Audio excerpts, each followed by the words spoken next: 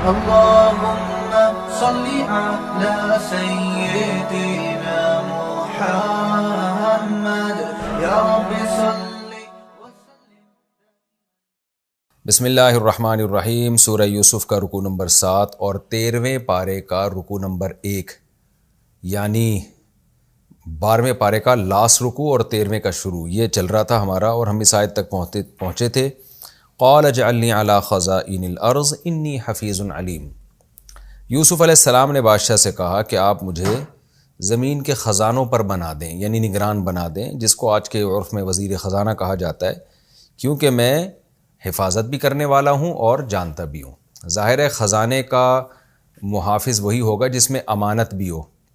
وزیر خزانہ اسی کو بنایا جائے گا جس سے خزانے کی حفاظت نہ کرنے پڑے، بلکہ وہ خود خزانوں کی حفاظت کرتا ہو اور یہ علم بھی جانتا ہوں. کیونکہ صرف امانت دار ہونا کافی نہیں ہے. آپ کے اندر کوئی قابلیت اگر نہیں ہے کسی عہدے کو سنبھالنے کی، تو آپ نیک ہو کے بھی وہ اس کام کو برباد کر دیں گے آپ. تو یوسف علیہ السلام نے کہا اللہ نے مجھے علم دیا ہے، اور ظاہر ہے اللہ نے ظاہری سبب اس کا یہ تھا کہ بادشاہوں کے محلات میں آپ رہے ہیں، بڑے عہدوں کے محلات میں آپ رہے ہیں. واللہ عالم اس کی معجزاتی طور پہ اللہ نے دیا یا کیا تھا، واللہ عالم. بہرحال اللہ نے مجھے یہ علم دیا ہے. وَكَذَلِكَ مَكَّنَّا لِيُوسُفَ فِي الْأَرْضِ. اللہ فرماتے ہیں دیکھو اس طرح سے ہم نے یوسف کو زمین میں ٹھکانہ دے دیا. کتنا بڑا عہدہ یوسف علیہ السلام کو مل گیا. عزیز مصر بھی بن گئے، اور خاص طور پر جو خزانے کی جو چابیاں تھیں اور خزانے تقسیم کرنے کا جو عہدہ تھا وہ یوسف علیہ السلام کے پاس آ گیا. اصل تو ظاہر ہے اسی کے پاس پاور ہوتی ہے نا، جس کے پاس بیت المال ہو. جس کے پاس بیت المال ہوتا ہے کسی بھی ملک کا، تو اور اس کو وہ خود مختار بھی ہو. آج جس کے پاس بیت المال ہے وہ خود مختار نہیں ہوتا، اس کا کام صرف حکومت کو تجاویز پیش کرنا ہوتا ہے. لیکن یوسف علیہ السلام جس بیت المال کے نگران بنے تو ان کے پاس اختیارات بھی تھے کہ اس مال کو جیسے چاہیں جہاں چاہیں خرچ کریں. اللہ فرماتے ہم نے اس طرح سے یوسف کو مصر میں ٹھکانہ دے دیا. یتبوأ منہا حیث یشاء، جہاں چاہیں اس میں ٹھکانہ بنائے. وہ ایک وہ وقت تھا کہ کنویں کے اندر محدود تھے، کہیں جا نہیں سکتے تھے، بھائیوں کا ظلم ہو رہا تھا، اور اب اللہ نے ایسے اختیارات دے دیے کہ پورا مصر ان کے ہاتھ میں آ گیا. نصیب برحمتنا من نشاء. اللہ فرماتے ہیں دیکھو ہم اپنی رحمت جس کو چاہتے ہیں پہنچاتے ہیں. ولا نضيع اجر المحسنین. جو اصل بات ہے وہ ہمارے سمجھنے کی یہ ہے کہ اللہ اچھا عمل کرنے والے کے اجر کو ضائع نہیں کرتے. آپ کہہ سکتے ہیں دنیا میں یوسف علیہ السلام کو تو اجر مل گیا، ہر ایک کو تو نہیں ملتا. تو خوب سمجھ لیں ایک اجر ہے پاکیزہ زندگی، وہ تو اللہ ہر نیک آدمی کو دیتے ہیں. فَلَنُحْيِيَنَّهُ حَيَاةً طَيِّبَةً، قرآن میں آتا ہے کہ ہم اس کو پاکیزہ زندگی دیں گے، ایک جس میں اس کو ایک ضمیر اس کا مطمئن ہوگا. یہ والا اجر ہر ایک کو ملتا ہے، اور پھر اس کے علاوہ بھی مل سکتا ہے جیسے یوسف علیہ السلام کو ملا. اور آخرت کا اجر تو بہرحال اللہ نے سب کو دینا ہے. اسی کا آگے اللہ نے تذکرہ کیا وَلَأَجْرُ الْآخِرَةِ خَيْرٌ. جو نیک لوگوں کو یہ دنیا میں اس طرح کے اجر ملتے ہیں یہ تو کچھ بھی نہیں ہے، آخرت کا اجر اس سے بہت زیادہ بہتر ہے. لِلَّذِينَ آمَنُوا، لیکن یہ ان کو ملے گا جو ایمان لائے، وَكَانُوا يَتَّقُونَ، اور برائیوں سے وہ بچا کرتے تھے. ان کو آخرت میں جو اجر ملنے والا ہے وہ اس سے کئی گنا زیادہ ہے. یہ ہمارا رکوع کمپلیٹ ہوا. اس میں جو علمی نکات تھے میں نے تفسیر کے دوران بیان کر دیے. خلاصے کے طور پہ میں دوبارہ پیش کر دیتا ہوں. یوسف علیہ السلام نے اپنی براءت کے اعلان کا پہلے اہتمام کیا، اس پر میں بہت ڈیٹیل سے بات کر چکا ہوں، اور اس کی حکمت بھی بیان کی کہ میں اس لیے اپنی صفائی بیان کر رہا ہوں تاکہ لوگوں کو پتہ چلے کہ جو خیانت کرنے والے لوگ ہیں ان کا انجام اچھا نہیں ہوتا. اور اپنے نفس کی کبریائی بھی بیان نہیں کی یوسف علیہ السلام نے. اس میں ہمیں تواضع سکھائی گئی ہے کہ ہم جب کوئی نیکی کریں اس کی نسبت اللہ کی طرف کریں کہ بھئی اللہ کی توفیق سے. یہاں ایک لفظ استعمال ہوا ہے نفس امارہ. علماء نے بیان کیا نفس 3 قسم کا ہوتا ہے، قرآن سے ہی پتہ چلتا ہے یہ. ایک نفس لوامہ ہے، ایک نفس امارہ ہے، اور ایک نفس مطمئنہ ہے. امارہ کا مطلب برائی کا حکم دینے والا، لوامہ کا مطلب ملامت کرنے والا. یعنی ایک تو وہ نفس ہے جو برائیوں میں گھسا چلا جا رہا ہو، ایک وہ نفس ہے جس برائی کرتا ہے لیکن اس کا نفس اس کو ملامت کرتا ہے کہ یہ غلط ہے. اور تیسرا جو اعلیٰ درجے کا نفس ہے جو پیغمبروں کا اور نیک لوگوں کا ہوتا ہے مطمئنہ، جو نیکی پر مطمئن ہو تو برائی کی طرف نہ جائے. تو یوسف علیہ السلام کا جو نفس تھا وہ نفس مطمئنہ تھا، اس لیے انہوں نے فرمایا کہ ہر نفس اصل میں تو برائی کا حکم دیتا ہے مگر جس پر میرے رب کا رحم ہو. تو ظاہر ہے یوسف علیہ السلام پر اللہ کا رحم تھا جس کی وجہ سے آپ کا نفس مطمئنہ تھا کہ اطاعت پر مطمئن. تو اللہ سے ہمیں یہ دعا مانگنی چاہیے کہ اللہ ہمارے نفس کو بھی نفس مطمئنہ بنا دے کہ ہم اطاعت اور نیکی پر مطمئن ہو جائیں, ہمارے گناہ کی طرف ہمیں ہمارا وسوسے کے درجے میں بھی ہمیں خیال نہ آئے, ایسے مطمئن ہو جائیں ہم. گناہ کی خواہش تو ہمیشہ باقی رہے گی, یعنی اس کی طرف میلان. جیسے میں نے مثال دی تھی نا, روزے میں آپ کو پیاس تو لگتی ہے لیکن روزہ دار کے دماغ میں تصور بھی نہیں ہوتا کہ میں کبھی پانی پیوں گا, روزہ توڑوں گا میں. تو ایسا کانفیڈنس کے ساتھ جب انسان روزہ رکھتا ہے نا تو پوری زندگی ایسی ہی ہو جائے کہ گناہ کی خواہش تو وہ تو نیچرل ہے, لیکن یہ کہ اس کے بارے میں شیطان مایوس ہو جائے کہ بھائی اس کے دل میں جتنی بھی خواہشات آئیں گناہ کی, یہ کبھی بھی گناہ نہیں کرے گا. جیسے روزے دار کے دل میں نارملی یہی ہوتا ہے کہ جتنی بھی پیاس لگے وہ تصور بھی نہیں کرتا کہ میں روزہ توڑوں گا. اور اس سے ہمیں یہ بھی پتہ چلا کہ جس نوعیت کی اللہ تعالیٰ انسان سے قربانی لیتے ہیں اجر اسی قسم کا ملتا ہے. یوسف علیہ السلام سے جو قربانی لی گئی وہ ان کا خاندان چھڑا دیا گیا اور کنویں میں ڈال دیا گیا, تو جگہ تنگ ہو گئی. پھر بھی انہوں نے صبر کیا, پھر مزید اللہ نے ان کے لیے زمین کو تنگ کر دیا جیل میں ڈال کے, وہ بھی جگہ تنگ ہوئی. پھر اس کو بھلا دیا تو اور تنگ کر دیا. تو جگہ تنگ کی گئی ہے یوسف علیہ السلام کے لیے, لیکن انہوں نے صبر کیا تو اس کے جواب میں پوری زمین کو شادہ کر دی گئی کہ پورے مصر پہ آپ کی حکومت ہے, جہاں چاہیں رہیں اور جیسے چاہیں آپ اس حکومت کو چلائیں. تو جس نوعیت کی اللہ کسی سے قربانی لیتے ہیں نا, تو دنیا میں عام طور پر اللہ کی عادت ہے اسی کا الٹ اللہ عطا فرما دیتے ہیں, یعنی اسی کو بڑھا کے, اسی نعمت کو بڑھا کے دیتے ہیں. جیسے کوئی مالی قربانی دے گا تو اللہ اس کے مال میں برکت دے دیتے ہیں. روزے دار اپنی صحت کی قربانی دیتا ہے نا, کھانا پینا چھوڑ دیتا ہے اور نتیجے میں صحت ہی اچھی ہونا شروع ہو جاتی ہے اس کی. اور بھی یہ مضمون قرآن کی بہت سی آیتوں سے ثابت ہے, لیکن چونکہ ہم تفسیر میں ٹو دا پوائنٹ بات کا میں کوشش کرتا ہوں اہتمام ہو, لہذا میں آیتیں ابھی وہ اسکپ کر رہا ہوں. آگے چلتے ہیں. ہم اگلا رکوع ہے سورہ یوسف کا رکوع نمبر 8 اور 13ویں پارے کا رکوع نمبر 2. اس کا لفظی ترجمہ مختصر گرامر کے ساتھ, پھر انشاءاللہ اس کی تفسیر ہوگی. بسم اللہ الرحمن الرحیم. وجاء اخوۃ یوسف, اور آئے یوسف کے بھائی. اخ کی جمع اخوہ آتی ہے. فدخلوا علیہ, دخل علیہ کا معنی ہوتا ہے کسی کے پاس آنا. لفظی ترجمہ تو ہوگا داخل ہو گئے ان کے اوپر, تو یہ مطلب نہیں ہوتا. دخل علیہ اس کسی کے پاس آنا. فدخلوا علیہ, یوسف کے پاس آئے. فعرفہم, عرفہ پہچاننا, ہم ان کو, یوسف نے ان کو پہچان لیا. وہم لہو منکرون, اور وہ لوگ تھے یوسف کے لیے انکار کرنے والے. یہ معرفت کا الٹ انکار آتا ہے. منکر ہے نا معرفت کا الٹ, تو اچھمبا, یعنی وہ نہیں پہچانے. صاف ترجمہ اس کا یہ ہوگا, وہ ان کو اجنبی ہی سمجھ رہے تھے جیسے ہم نے پہلی دفعہ دیکھا ہو. وَلَمَّا جَهَّزَهُمْ, اور جب یوسف نے, جہز یجہز تجہیزاً, سامان تیار کرنا. جہیز جو ہے نا, جو جہیز کو جہیز اسی وجہ سے کہا جاتا ہے کہ باپ اپنی بیٹی کے لیے کچھ سامان رخصتی کے وقت تیار کر کے اس کو دیتا ہے, اس کو اسی وجہ سے جہیز. تجہیز آپ نے دیکھا ہوگا نا, تجہیز و تکفین, یعنی جو سامان میت کے لیے تیار کیا جا رہا ہے, چارپائی, کفن وغیرہ وغیرہ, تو اس کو تجہیز کہا جاتا ہے. تو جہاز, یہ جو جہاز ہے نا, بحری جہاز کو بھی جہاز اسی وجہ سے کہتے تھے کہ وہ سامان لاد کے چلا کرتا تھا, تو اس میں سامان تیار کر کے رکھا جاتا تھا. اسی سے پھر ہوائی جہاز کو بھی جہاز کہا جانے لگا.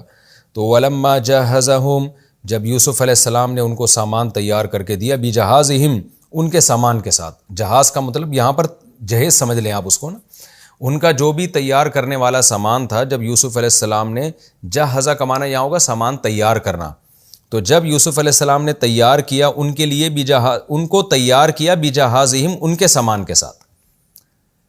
تو یعنی ان قافلے کو تیار کیا ان کے سامان کے ساتھ, یعنی رخصتی کے لیے تیار کیا اپنے بھائیوں کو ان کے سامان کے ساتھ. تو کیا ہے, قال, تو ان سے کہا, ایتونی بِأَخٍ لَكُمْ, یہ ایتو کا لفظ کئی بار آ چکا ہے. لے کر آؤ, بِأَخٍ لَكُمْ, بھائی کے ساتھ, لکم جو تمہارا ہے, یعنی تمہارا جو ایک اور بھائی ہے اس کو بھی اب لے کر آنا. من ابیکم, جو تمہارے باپ کی طرف سے ہے, ماں الگ الگ ہے لیکن باپ ایک ہے, تو جو باپ کی طرف سے تمہارا بھائی ہے اس کو بھی لے کر آنا. الا ترونا, کیا تم دیکھتے نہیں ہو, انی, کہ بے شک میں, اوفی الکیل، آفا یوفی ایفان، ایفا عہد، پورا کرتا ہوں کیل کو۔ کیل وہ مخصوص پیمانہ جس میں راشن ڈالا جاتا ہے، اس مخصوص پورا میں تمہیں بھر بھر کے دے رہا ہوں۔ وَأَنَا خَيْرُ الْمُنزِلِينَ، نزیل عربی میں مہمان کو کہتے ہیں جو کسی کے ہاں نازل ہوتا ہے، اور منزل کا معنی میزبان، جو مہمان کو اپنے گھر نازل کرتا ہے۔ انا خیر المنزلین، میں میزبانوں میں سب سے بہتر میزبان ہوں، یعنی میں نے تمہارے ساتھ بہت اچھا سلوک کیا ہے، لہذا تم اس بھائی کو بھی لے کر آنا۔ فَإِن لَّمْ تَأْتُونِي بِهِ، پس اگر تم اس کو نہ لے کر آئے، فَلَا كَيْلَ لَكُمْ عِندِي، تو تمہارے لیے میرے پاس کوئی کیل نہیں ہے، کوئی میں وزن کر کے تمہیں سامان نہیں دوں گا، کوئی پیمانہ نہیں ہے میرے پاس تمہارے لیے۔ ولا تقربونی، نی میں یا کو حذف کر کے نون کے نیچے زیر ہے، ولا تقربون، اور میرے قریب بھی مت پھٹکنا۔ قالوا، تو بھائی کہنے لگے، سنراود، راود یراود کئی بار آ چکا ہے نا، پھسلائیں گے ہم، بہلائیں گے ہم، عنہ، اس بنیامین سے، آپ کے دوسرے بھائی سے، اپنے بھائی سے، اباہو، ان کے ابا کو، یعنی ان کے ابا کو ہم کسی طرح، ابا تو چاہیں گے کہ نہ دیں لیکن ہم ان کو پھسلائیں گے، سمجھائیں گے، ورغلائیں گے، کوئی بھی اس کا مفہوم، ورغلانا تو یہاں صحیح ترجمہ نہیں کہلائے گا، یعنی ہم ان کو ان کی ذات سے ہٹانے کی کوشش کریں گے، یعنی ابا تو نہیں کسی صورت میں دیں گے، تفسیر میں انشاءاللہ میں اس کی پوری ڈیٹیل بتاؤں گا، ہم ابا کو کسی طرح جو ہے بہلانے پھسلانے کی کوشش کریں گے ہم۔ وَإِنَّا لَفَاعِلُونَ، اور بے شک ہم، لا تاکید کے لیے، فاعلون، یہ کام کر کے چھوڑیں گے، اب بھائی کو لازمی لے کر آئیں گے۔ وقال لفتیانہ، فتح کی جمع فتیان آتا ہے، تو یوسف علیہ السلام نے اپنے غلاموں سے کہا، فتیان یا جو نوجوان جو بھی وہاں محل میں کام کرنے کے لیے ملازمین ہوتے ہیں، اکثر نوجوان ہی ہوتے ہیں تو اس لیے اس کو فتح کہا جاتا ہے، اپنے نوجوانوں سے، لڑکوں سے کہا، اجعلوا بضاعتہم، رکھ لو ان کی جمع پونجی، بضاعہ کہتے ہیں جمع پونجی کو، ان کی جو جمع پونجی ہے نا، جو رقم انہوں نے ہمیں لا کے دی ہے جس کے بدلے میں راشن خریدا، یہ رقم، یہ جمع پونجی ان کے بیگ میں واپس ڈال دو، فی رحالہم، ان کے کجاوے میں واپس ڈال دو۔ رحل کہتے ہیں کجاوا، جو سفر میں انسان لے کے چلتا ہے، رحال اس کی جمع، تو ان کا جو بھی کجاوا ہے نا، جو اونٹوں پہ رکھا ہوا ہے، اس میں واپس ڈال دو۔ لعلہم، شاید کہ یہ لوگ، یعرفونہا، اس جمع پونجی کو پہچان لیں، اذا انقلبوا، جب وہ لوٹیں گے، الی اہلہم، اپنے گھر والوں کی طرف، لعلہم یرجعون، شاید وہ اسی بیس پہ واپس لوٹ آئیں کہ بادشاہ نے اتنا اچھا سلوک کیا ہمارے ساتھ۔ فلما رجعوا الی ابیہم، پس جب یہ بھائی لوٹے اپنے ابا کی طرف، قالوا، تو کہنے لگے، یا ابانا، اے ہمارے ابا، منع من الکیل، ہم سے ایک کیل کو، ایک راشن کو، جو بھائی کا راشن تھا نا جس کو ہم نہیں لے کر گئے، وہ والا کیل ہم سے روک لیا گیا ہے، وہ والا پیمانہ جو راشن کا پیمانہ تھا وہ ہم سے روک لیا گیا۔ پیمانے سے مراد ہے جو چیز پیمانے میں آتی ہے، جیسے بار بار میں مثال دیتا ہوں نا، ہم کہتے ہیں کہ میں ایک پلیٹ کھا گیا بریانی کی، تو پلیٹ نہیں کھا گیا، پلیٹ سے مراد وہ بریانی ہوتی ہے، تو یہاں بھی پیمانے سے مراد وہ راشن جو پیمانے میں آتا ہے، تو ایک پیمانہ روک لیا گیا، یعنی ایک وہ راشن روک لیا گیا جو ایک پیمانے میں آتا۔ فَأَرْسِلْ مَعَنَا، پس آپ بھیج دیجئے ہمارے ساتھ، اخانا، ہمارے بھائی کو، نقتل، تاکہ ہم اس کا بھی کیل کریں، اس کو بھی کاؤنٹ کریں، یعنی ابھی تو ہم اس کا راشن ایسے ہی لے آئے ہیں، اس کو لے جائے بغیر، لیکن اب نہیں ملے گا ایسے، تو نقتل، اکتالا یکتالو، اکتیالن، کیل کرنا، اکتیالہ تھا اصل میں اکتسبہ کی طرح، تو نقتیلو، ہم اس کا بھی کیل کریں گے، اس کا بھی کاؤنٹ کریں گے، اس کا بھی پورا ایک راشن ملے گا ہمیں اس کے بدلے کا۔ نقتل وَإِنَّا لَهُ لَحَافِظُونَ، اور بے شک ہم ہیں، انا اصل میں انا نہ تھا، ہم ہیں بے شک، لہو، اس کے لیے، لحافظون، ضرور بالضرور حفاظت کرنے والے۔ قال، حضرت یعقوب نے فرمایا، هل آمنوکم علیہ، امین یامنو کا معنی اعتماد کرنا، امنو تھا اصل میں، کیا امنو، اسمعو کی طرح، آمنو پڑھا جاتا ہے، کیا میں اعتماد کر لوں تم پر، علیہ، اس بنیامین کے بارے میں، الا، مگر، کما، اسی طرح، امنتکم، جیسے میں نے تم پر اعتماد کیا، علی اخیہ، اس کے بھائی پر، اس کے بھائی کے معاملے میں، من قبل، پہلے، یعنی کیا میں تم پر ایسے ہی اعتماد کر لوں جیسے میں نے اس کے بھائی کے معاملے میں تم پر اعتماد کیا تھا، اب تم چاہتے ہو کہ میں اسی طرح تم پر اعتماد کروں۔ فاللہ خیر حافظا، پس اللہ ہی بہتر ہے حفاظت کرنے والا، وہو ارحم الراحمین، اور وہ رحم کرنے والوں میں سب سے زیادہ رحم کرنے والا ہے۔ ولما فتحوا متاعهم، اور جب بھائیوں نے کھولا اپنا سامان، وجدوا بضاعتهم، انہوں نے پائی اپنی جمع پونجی، کیا پایا اس کو؟ ردت الیہم، اصل میں تھا رودیدت ضریبت کی طرح، کہ لوٹا دی گئی ہے ان کی طرف، یعنی سارے پیسے واپس لوٹا دیے گئے ہیں۔ تو کہنے لگے یا ابانا، اے ہمارے ابا، ما نبغی، یعنی ای شیء نبغی، بغا یبغی کا معنی ہوتا ہے چاہنا، تلاش کرنا۔ یہ جو حدیث میں آتا ہے نا کہ فرقہ باغیہ قتل کرے گا حضرت عمار ابن یاسر رضی اللہ تعالیٰ عنہ کو، یہ جو ایک مشہور روایت ہے جس کو 2812 حدیث نمبر جس کا ہے، جس میں آتا ہے فرقہ باغیہ قتل کرے گا حضرت عمار ابن یاسر کو، تو یہاں سمجھ لیں بغا یبغی کا معنی صرف حکومت کے خلاف بغاوت نہیں ہوتا، بلکہ اس کا مطلب ہوتا ہے چاہنا۔ تو اس لیے حضرت معاویہ رضی اللہ تعالیٰ عنہ اس حدیث کا مطلب سمجھتے تھے وہ فرقہ ختم کرے گا جو چاہ رہا ہو، کیا چاہ رہا ہو؟ حضرت علی سے بدلہ چاہ رہا ہو۔ تو اس سے یہ لازمی مراد لینا کہ اس حدیث کا مطلب یہ کہ جو باغی جماعت ہے وہ قتل کرے گی، تو یہ لازمی مطلب حدیث کا نہیں نکلتا۔ لہذا حضرت معاویہ رضی اللہ تعالیٰ عنہ پر صحیح بخاری کی اس حدیث کی بیس پر الزام لگانا ممکن نہیں ہے، لیکن وہی بات ہے کہ عربی گرامر کا بھی آج کل لوگوں کو کچھ پتہ نہیں ہے، بس باغی کا مطلب وہ باغی کر دیا جو اردو میں جس کو باغی کہتے ہیں۔ تو باغی، بغا یبغو کا اصل معنی بغا یبغی، بغا یبغی کا اصل معنی ہوتا ہے کوئی چیز چاہنا۔ تو باغی کو بھی باغی اس لیے، ایک ہے بغاوت سے، ایک باغی ہوتا ہے بغاوت سے، ایک ہوتا ہے بغا سے، ابتغاء، اسی کو باب افتعال میں جاتا ہے تو ابتغاء، جیسے ابتغاء وجہ اللہ قرآن میں آتا ہے نا کہ اللہ کے چہرے کی تلاش میں، تو اس کا معنی ہوتا ہے تلاش کرنا، چاہنا۔ تو یہاں بھی یہی ہے کہ ما نبغی، ہم اور کیا چاہتے ہیں، ہمیں اور کیا، کس چیز کی تلاش ہے۔ تو یہاں خوب سمجھ لیں کہ یہ جو حدیث نمبر 2812 پیش کی جاتی ہے اور جس میں آتا ہے کہ حضرت عمار ابن یاسر رضی اللہ تعالیٰ عنہ کو باغی جماعت قتل کرے گی، تو یہاں باغی سے مراد ہے وہ حضرت معاویہ، اس کا مطلب یہ سمجھتے تھے کہ وہ جماعت جو حضرت عثمان کے قاتلوں کا قصاص تلاش کر رہی ہے، حکومت سے جو مطالبات کر رہی ہے، جو کچھ چاہ رہی ہے، وہ جماعت قتل کرے گی۔ آگے یدعونہم الی النار، وہ جماعت ان کو آگ کی طرف بلاتی ہوگی۔ یہ چونکہ ابھی اس کا ٹاپک نہیں ہے، اس کو پھر میں اپنے ٹائم پہ، بہت سے علماء نے جواب دیا ہے، مجھے موقع ملا میں بھی جواب دے دوں گا، ابھی تو صرف یہ باغی کا لفظ آیا تو میں نے اس موقع پہ اس کو ڈیفائن کرنا بہت زیادہ ضروری تھا۔ قالوا یا ابانا، کہنے لگے اے ہمارے ابا، ما نبغی، ہم اور کیا چاہتے ہیں۔ اب اس کا مطلب کوئی پاگل یہ تھوڑی کرے گا کہ ما نبغی، ہم بغاوت کرنا چاہتے ہیں حکومت کے خلاف، تو یہ تھوڑی ترجمہ ہوگا اس کا، ما نبغی، ہمیں اور کیا چاہیے۔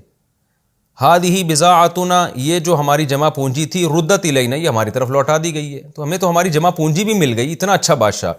وَنَمِيرُ أَهْلَنَا، اور ہم اپنے اہل کے لیے غلہ لے کر آئیں گے۔ نمیرو یہ لفظ اردو میں اس کا کوئی مجھے نہیں سوچنے پر ملا، تو اس کا مطلب آپ بس یوں ہی سمجھ لیں کہ ہم اپنے اہل کے لیے غلہ لے کر آئیں گے۔ وَنَحْفَظُ أَخَانَا، اور ہم اپنے بھائی کی حفاظت کریں گے۔ وَنَزْدَادُ کیل بعیر، اور ہم اضافہ کریں گے، ازداد یزداد زیادت سے ہے نا، کیل بعیر، ایک اونٹ کے کیل کی، یعنی ایک اونٹ اضافی راشن لے کر آئیں گے ہم۔ بھائی کو نہیں لے کے جائیں گے تو وہ اضافی راشن نہیں ملے گا، بھائی کو لے کر جائیں گے تو ایک اور بعیر، اونٹ کو کہتے ہیں وہ اونٹ جس نے سامان لادا ہوا ہو۔ ذالک کیل یسیر، یہ جو کیل ابھی ہم لے کر آئے ہیں نا، کیل جو پیمانہ ہے، یسیر یہ بہت تھوڑا ہے۔ قال، یعقوب علیہ السلام نے فرمایا، لن ارسلہ معکم، ہرگز میں اس کو نہیں بھیجوں گا تمہارے ساتھ، حتیٰ، یہاں تک کہ تؤتونی، آتا یوتی، ایتان کا معنی دینا، اصل میں تھا تؤتیوننی، تکرموننی کی طرح، تو تؤتوننی پڑھا جاتا ہے اس کو، پھر تؤتون میں نون بھی حذف کر دیا تو صرف تؤتونی رہ گیا، پھر یا بھی حذف کر دیا تو تؤتونی، حتیٰ تؤتونی، یہاں تک کہ تم دو گے مجھ کو، موثقا من اللہ، اللہ کی طرف سے مضبوط عہد، میثاق اور وثاق اور موثق یہ سب معاہدے کے معنی میں استعمال ہوتا ہے، اللہ کی طرف سے مضبوط قسم اٹھاؤ گے، گویا کیا قسم کہ لَتَأْتُنَّنِي، تأتی لانا، بہی کا معنی لانا، تأتی کا معنی آنا، بہی کا معنی لانا، لَتَأْتُنَّنِي بہی، نون تاکید کے ساتھ، ضرور بالضرور بنیامین کو لے کر آؤ گے، الا ان یحاط بکم، الا یہ کہ تمہارا احاطہ ہو جائے، کوئی ڈاکو تمہیں گھیر کے قتل کر دیں، قبضہ کر لیں تم پر، وہ ایک الگ بات ہے۔ فلما پس جب آتوہ موثقہم، ان بھائیوں نے دیا یعقوب کو موثقہم اپنا مضبوط عہد، تو قال اللہ، حضرت یعقوب نے فرمایا اللہ علی ما نقول وکیل، ہم جو کچھ کہہ رہے ہیں اللہ اس پر نگہبان ہے، یعنی اللہ کو حاضر ناظر جان کے یہ معاہدہ ہوا ہے۔ وقال، اور یعقوب علیہ السلام نے فرمایا یا بنی، یا اے میرے بچوں، لا تدخلوا من باب واحد، داخل مت ہونا مصر میں ایک دروازے سے، وادخلوا، اور داخل ہو، من ابواب متفرقۃ، مختلف دروازوں سے، وما اغنی عنکم، میں تمہیں فائدہ نہیں پہنچانا چاہتا، من اللہ، اللہ سے بچا کے، من شیء، ذرا بھی، کیا مطلب اللہ اگر تمہیں کوئی مصیبت پہنچانا چاہے تو میں اللہ کے عذاب سے بچا کے تمہیں کوئی فائدہ نہیں پہنچا سکتا، حکم تو ظاہر ہے اللہ سے ہی چلتا ہے۔ ان الحکم الا للہ، حکم تو صرف اللہ ہی کا ہے۔ علیہ توکلت، میں اسی پر اعتماد کرتا ہوں، وعلیہ فلیتوکل، اور اسی اللہ پر چاہیے کہ توکل کریں المتوکلون، توکل کرنے والے، بھروسہ کرنے والوں کو اللہ پہ بھروسہ کرنا چاہیے۔ ولما دخلوا، اور جب وہ داخل ہوئے، من حیث، اس طرح سے، امرہم ابوہم، جس طرح ان کے ابا نے ان کو حکم دیا تھا، مختلف دروازوں سے داخل ہوئے، تو کیا ہوا آگے؟ جزا محذوف ہے، تو جزا یہ ہے کہ ابا کا ایک جو دل میں ارمان تھا وہ پورا ہو گیا، یعنی باپ کے دل میں ایک حسرت تھی کہ اکٹھے دروازے سے گئے تو پتہ نہیں کوئی نقصان نہ ہو جائے، تفسیر میں اس کی ڈیٹیل بتاؤں گا، تو باپ کا دل اس طرف سے مطمئن ہو گیا۔ یہ جزا، یعنی جزا وہاں محذوف کی جاتی ہے جہاں بالکل ایک واضح ہوتی ہے۔ اور جب وہ داخل ہوئے ایسے جیسے ابا نے ان کو حکم دیا تھا، تو ابا کے حکم کی تعمیل بھی ہو گئی، کچھ بھی آپ جزا اس میں محذوف نکال سکتے ہیں۔ پھر آگے قرآن کہہ رہا ہے ما کان یغنی عنہم، یعقوب علیہ السلام جو تھے وہ اپنے بیٹوں کو، اغنا یغنی کا کے بعد جب عن آتا ہے تو اس کا معنی ہوتا ہے فائدہ پہنچانا، کسی چیز سے مستغنی کر دینا۔ ما کان یغنی عنہم من اللہ من شیء، یعقوب علیہ السلام اپنے بچوں کو اللہ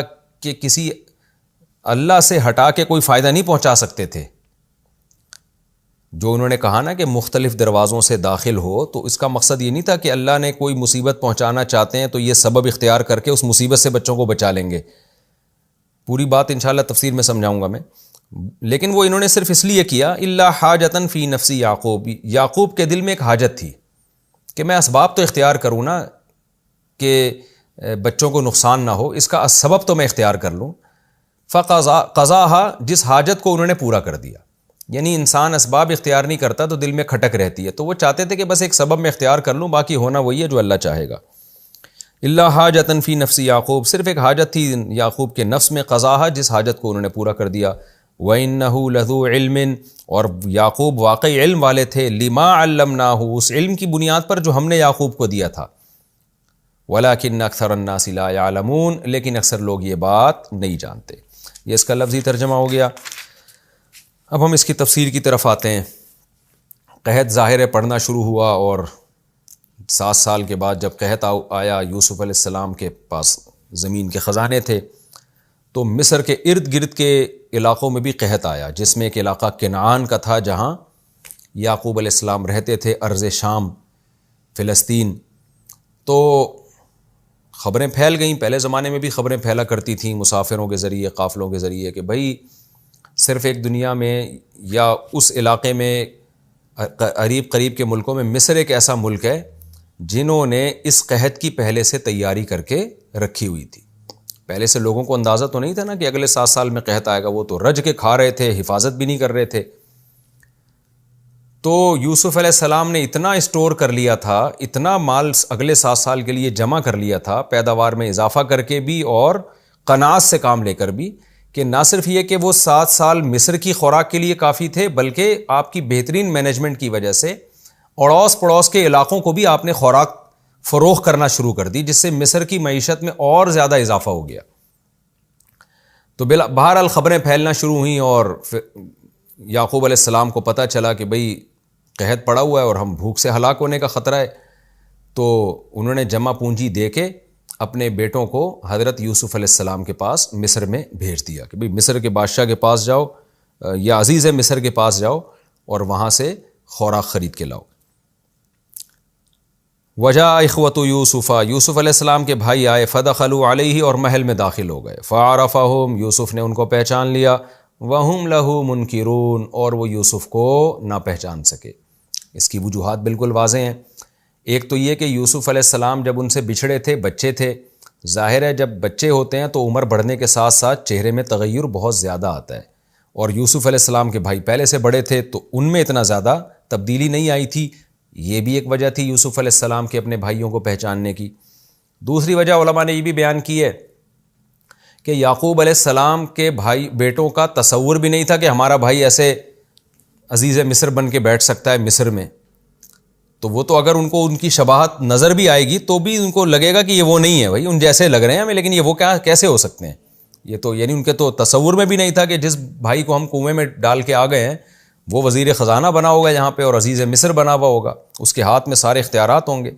تو ان کو کنفیوز تو ہوئے، جیسے کہ آگے قرآن سے پتہ چلتا ہے، آگے آیتیں آئیں گی ان سے واضح ہوتا ہے کہ ان کو لگا کہ یہ ہمارا بھائی ہے، لیکن پھر انہوں نے اس خیال کو جھٹک دیا کہ یہ نہیں ہو سکتے۔ شکل ان کو شباہت محسوس ہوئی اپنے بھائی کی، لیکن یہ کہ انہوں نے پھر کہا کہ نہیں یہ وہ نہیں ہو سکتے، کیونکہ ان کے تصور میں نہیں تھا کہ اتنے اونچا مقام پہ کیسے جا سکتے ہیں وہ۔ تیسری وجہ یہ کہ یوسف علیہ السلام کو اندازہ تھا کہ جب اڑوس پڑوس میں قحط پڑا ہے تو یقیناً یعقوب علیہ السلام میرے بھائیوں کو بھیجیں گے، تو اس لیے وہ ذہنی طور پہ پہلے سے تیار بھی ہوں گے، تو اس بیس پہ بھی آپ نے جلدی پہچان لیا۔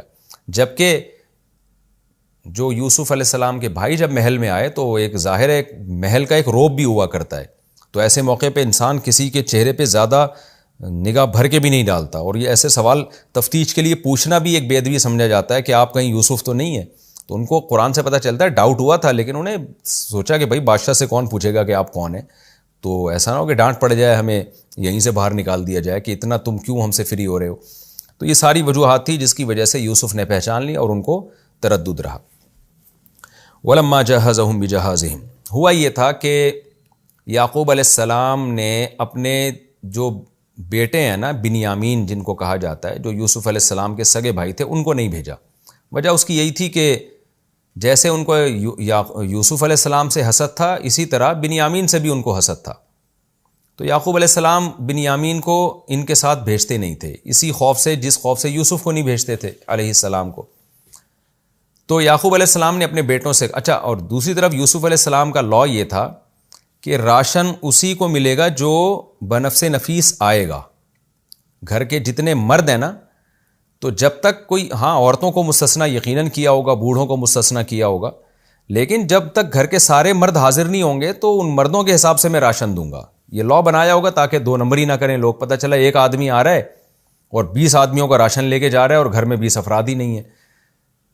تو اس اصول کے مطابق یوسف علیہ السلام کا یہ حق تھا کہ وہ بنیامین کا راشن ان کو نہ دیں، لیکن انہوں نے آ کے عذر پیش کیا کہ بھائی وہ جو ہمارا بھائی ہے وہ چونکہ باپ کو بہت زیادہ محبوب ہے اور باپ اس کو ہمارے ساتھ بھیج نہیں سکتا، اور بوڑھا باپ ہے اس کی خدمت کے لیے بھی کوئی نہیں ہے، تو اس طرح کی باتیں بنائیں انہوں نے، تو تاکہ یوسف علیہ السلام کو یقین آ جائے اور وہ بنیامین کا راشن بھی دے دیں۔ تو یوسف علیہ السلام نے اس دفعہ تو بنیامین کا راشن دے دیا، لیکن یوسف علیہ السلام نے یہ ان کو حکم دیا کہ اگلی دفعہ تم میرے پاس آؤ گے تو میں یہ دیکھنے کے لیے کہ تم نے سچ کہا تھا یا جھوٹ کہا تھا، اگلی دفعہ تمہیں بنیامین کو لازمی لے کر آنا ہے۔ چلو اس دفعہ تو میں تمہاری بات کا اعتبار کر لیتا ہوں، لیکن اگلی دفعہ بھی اگر تم لے کے نہیں آئے، اس کا مطلب تم جھوٹ بول رہے تھے، تو اس جھوٹ کی سزا یہ ملے گی کہ ابھی تو میں نے اضافی راشن دے دیا، اگر تمہارا جھوٹ پکڑا گیا اور تم بھائی کو نہیں لے کر آئے تو تمہارا راشن بھی تمہیں نہیں ملے گا، یعنی اگلے سال یا اگلی دفعہ جب تم آؤ گے تو کچھ بھی نہیں ملے گا۔ تو ظاہر ہے پھر تو قحط سے بھوک سے ہلاک ہی ہوں گے اور کیا ہوگا۔ تو یوسف علیہ السلام اس تدبیر سے اپنے بھائی کو بلانا چاہتے تھے۔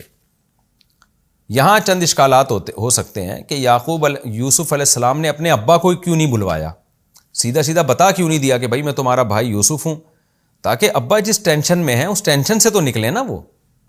یعنی ایک سوال تو یہ پیدا ہوتا ہے کہ ابا جس ٹینشن میں تھے ان کو تو اس ٹینشن سے نکالنا فرض ہے۔ جب کوئی گمشدہ بیٹا ملتا ہے تو فوراً جا کے خبر دیتا ہے کہ ابا کو بتا دو بھائی میں اب آپ کا بیٹا یوسف ہوں، اور ابا کو فوراً لے آؤ تاکہ جدائی کا جو غم ہے وہ تو ختم ہو۔ تو یہاں ایک سوال تو یہ ہوتا ہے۔ دوسرا یہ ہوتا ہے کہ بنیامین کو بھی بلوا دیا، اور پھر آگے آ رہا ہے ان آیتوں میں کہ ان کو بھی اپنے پاس رکھ لیا، اس سے ابا کا ڈبل غم ہو گیا۔